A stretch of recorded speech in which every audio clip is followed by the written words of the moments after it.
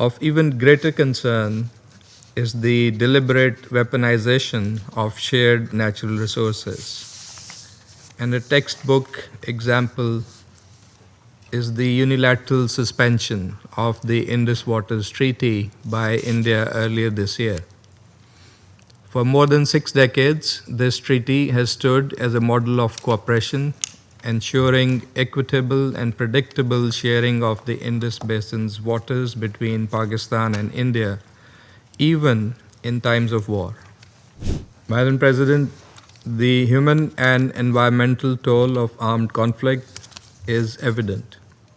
Warfare destroys not only infrastructure and lives, it tears apart the natural systems that sustain societies. The impacts of widespread damage, millions of tons of rubble, explosive remnants of war, contaminated water, degraded soils, deforestation, scorched earth policies and their impacts, and ecosystem destruction linger long after the guns fall silent.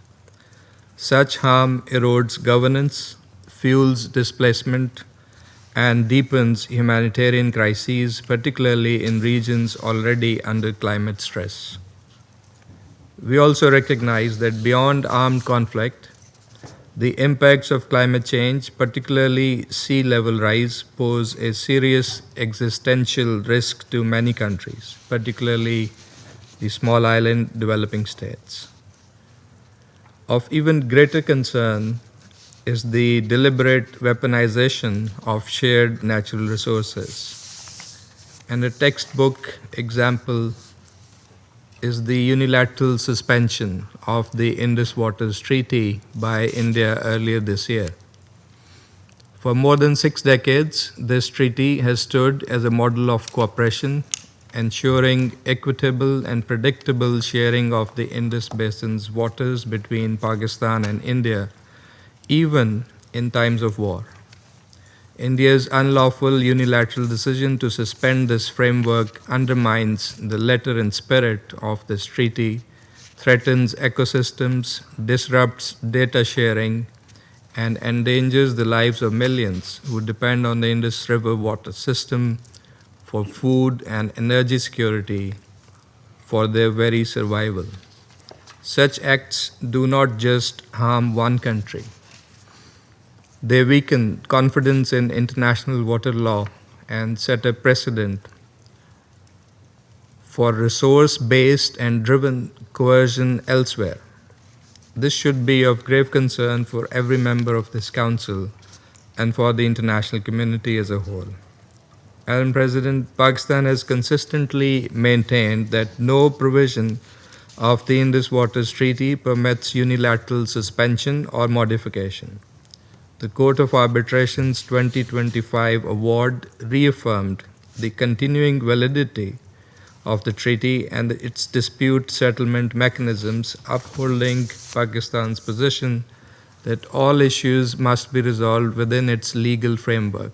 We therefore expect full respect for the treaty and an early return to compliance and normal functioning through the established channels. Madam President, in order to address the environmental impacts of armed conflict and climate-driven security risks, we must first focus on prevention and early resolution of conflicts. The Security Council must fulfill its charter responsibility to address threats to international peace and security at their very inception. Second, environmental considerations could be integrated into UN peace operations and political missions where relevant. Pakistan has done so in practice. In UNMISS, our engineering contingents have built 80 kilometers of life-saving dikes in Benchu, protecting hundreds of thousands from floodwaters. In MINUSCA, our peacekeepers have facilitated transhumance dialogues to prevent resource-based tensions. We welcome growing attention to making peacekeeping greener.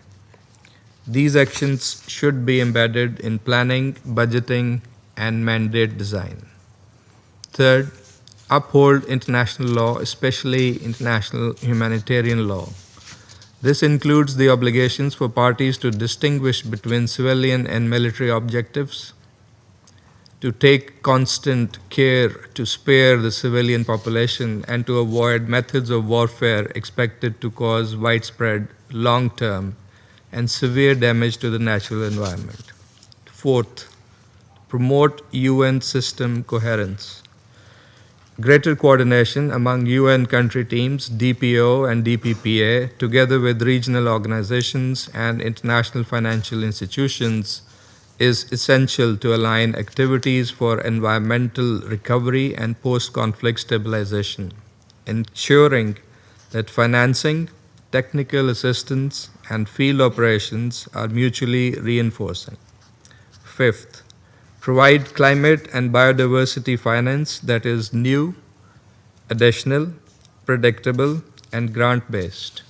COP30 in Belém offers an opportunity to deliver on this, including by adequately capitalizing the Loss and Damage Fund, scaling up adaptation finance, and agreeing on a clear path toward implementing the new collective quantified goal on climate finance.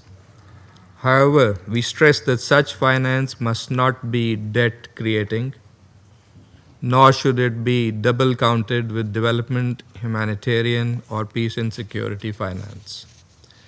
Madam President, while recognizing that environmental damage in conflict is not just collateral damage, but can be a multiplier of insecurity, it is Pakistan's firm belief that comprehensive measures to address and combat the pernicious phenomenon of climate change can be best pursued through universal platforms under a cooperative approach based on the cardinal principle of common but differentiated responsibility and the legal obligations and commitments of parties.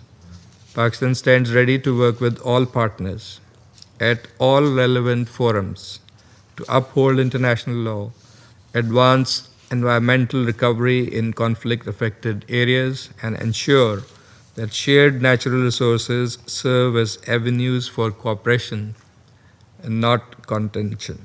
Thank you.